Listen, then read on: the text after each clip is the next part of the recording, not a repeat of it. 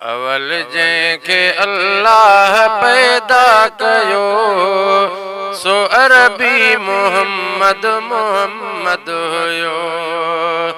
अवल जंहिंखे अल्लाह पैदा कयो सो अरबी मोहम्मद मोहम्मद हुयो। सो अरबी मोहम्मद मोहम्मद हुयो।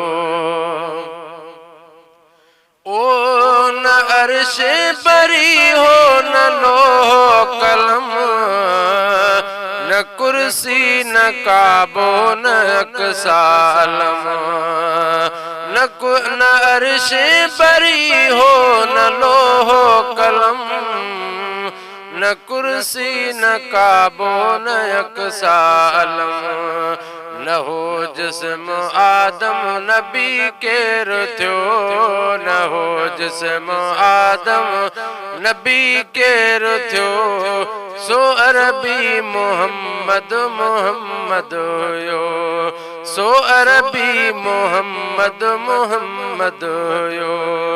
अवल जंहिंखे अल्लाह पैदा कयो सो अरबी मोहम्मद मोहम्मद हुयो। ओ न हामल कहूरा जिन्न परियूं न हैवां परिंदा मशन जूं सिरियूं। ओ न हामल कहूरा जिन्न परियूं न हैवां परिंदा मशन जूं सिरियूं। अवल खास अल्लाह असांजो मिलियो अवल खास अल्लाह असांजो मिलियो सो अरबी मोहम्मद मोहम्मद हुयो। सो अरबी मोहम्मद मोहम्मद हुयो। अवल जंहिंखे अल्लाह पैदा कयो सो अरबी मोहम्मद मोहम्मद हुयो।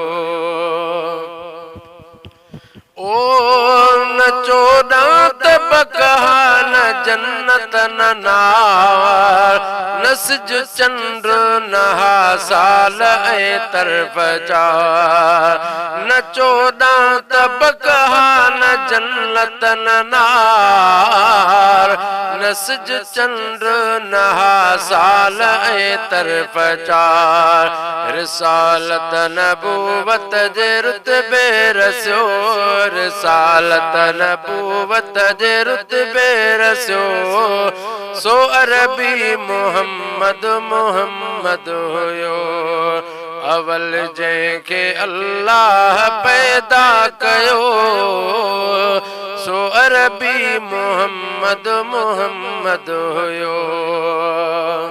ओ न हो सोन चांदी न टामो पितल न मोती न मरजान दरिया जबल।